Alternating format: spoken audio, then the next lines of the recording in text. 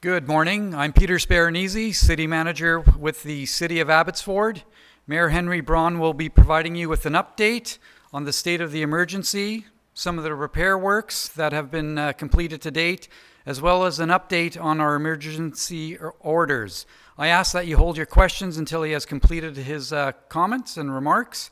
Staff will also be on hand with microphones as we would like to capture your questions as part of this overall briefing.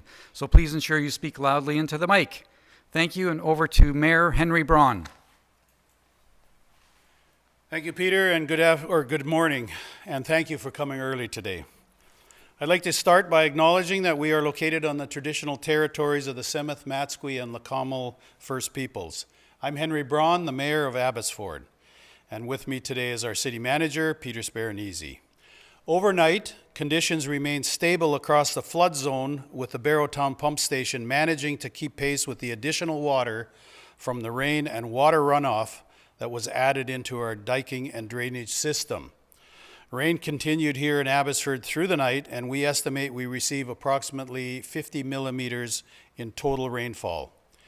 With Sumas River levels currently stable, the Barrowtown floodgates were able to remain fully open, keeping the Sumas River emptying into the Fraser River. Overall, we saw the flood water level drop in the Sumas Prairie Lake bottom by 3 inches in the last 24 hours, compared to 6 to 8 inches over the previous 24 hours. So you can see the rain does cause changes. Despite this positive news, we remain very concerned about the coming weather events and the impact they will have. The initial atmospheric river event that occurred November 12 through 14 brought 180 millimeters of rain over that 2.5-day period. Current estimates are that we will receive between 90 and 120 millimeters of rain Saturday and Sunday, with an additional 50 to 100 millimeters of rain Tuesday and Wednesday. That equals 140 to 220 millimeters in total. Cumulatively, that is more water in total than the initial event, although over a longer period of time. Part of our challenge in planning for the next few days is that any additional rain we receive will be introduced into an existing flood area where water levels are already high in the rivers surrounding the Sumas Prairie, and the ground is supersaturated. This is a situation we have never faced before. We are reviewing actual water levels and updated modeling projections for the Nooksack, Sumas, Vedder, and Fraser rivers. Of concern for us is that the Nooksack River level projections continue to indicate rising water levels going forward. Due to the high level of risk we are still facing, we are not anticipating a change in current evacuation orders before the middle of next week. We understand this is a difficult time for everyone impacted by this situation. Please know we are focused on your safety and will continue to update you as we can. As you know, over the past week, we have put every effort toward ensuring we are prepared should the worst case scenario occur and we experience floodwaters moving up from Washington State once again. The repairs to the main portion of the dike to a height of 23.3 feet or 7.1 meters are now complete.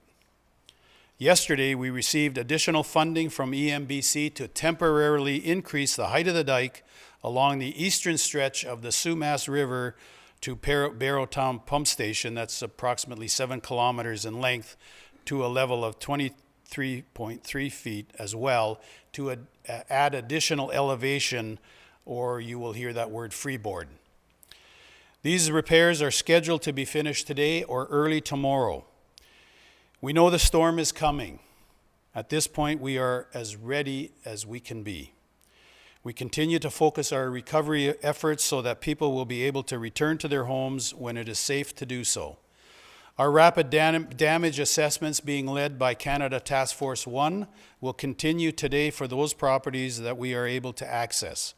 At this time, the Rapid Damage Assessment Team has done more than 2,000 assessments, and we expect more than 1,000 additional assessments to be undertaken in the coming days and weeks. Later today, I will be meeting with the Prime Minister the Deputy Premier, First Nation leaders, as well as other government officials to discuss the situation here in Abbotsford and the recovery efforts to come. I look forward to sharing information with you about this visit over the weekend. That is my update for you today, and I will now take any questions. What is your emotional response to the fact that, as you said previously, 30 years, Abbotsford's been trying to get the diking system improved since the last big flood in 1990, and then now you see in a matter of days you've been able to have dikes raised, and you've said you just got some money now, and another dike is going to be raised, 7 kilometers of it. I mean, 30 years you've been trying, and now it can just happen, but only after an emergency. What's your thoughts and feelings about that? Well, a couple of things. One is the breach and the repairs that we have done are less than 1% of the total length. That dike, that Sumas River dike, is 17 kilometers long, and the one on the Fraser River is 11 kilometers long. So yes, and this isn't just peculiar to Abbotsford. Our friends upriver in Chilliwack, Agassiz, Kent, and Hope have the same kinds of issues.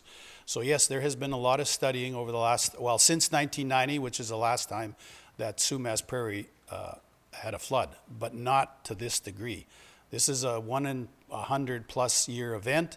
1990 was a 1 in 35. So I know that there will be a lot of studying of this and what we need to do, and part of that will be the discussion with the Prime Minister today. I just had a question about the Prime Minister's visit. What significance does it have to the residents of Abbotsford to have his presence here? What are you hoping to show him? What are you hoping to accomplish? What will you ask for? Those sorts of things. Well, the Prime Minister reached out to me last week, and I invited him when things calmed down a little to come to Abbotsford, and he's taken me up on that offer. Today will be a very high-level overview of what has happened in the last, day 13, and the needs that we require going forward to make sure, the Army needs to, I need the Army here to do continual sandbags, inspect, and to do inspections on that 17-kilometer section of dike, remove debris from culverts and things like that. So we will be talking about that, but we will also be talking about the recovery to come, which will be years. Just maybe you can talk about the last 24 hours and the anxiety levels, the emotional toll that it's taken on everybody that's been just sort of watching and waiting, and then finally a little bit more, good news that you're reporting today with a lot of the repairs and the actual water levels. Well, there's a lot of moving parts, and as I've said, my emotions and the staff's emotions and all of the team in the emergency ops center. I mean, we've all been working long days, very little sleep, and the stress levels fluctuate from time to time, and all sorts of emotions. But I still can't believe the effort of our staff and the staff that have come from other jurisdictions, from Metro Vancouver, from Chilliwack, and others, have helped to relieve some of the or to relieve the staff so they at least get a break and to be with their families. And so I really appreciate that. And we couldn't do this if we didn't have the help we have and the help of the provincial and federal government to date. We would be in a really bad place. And what happens between now and the next event on Saturday? What specific area are you targeting right now and looking at, I guess, as your most area of impact?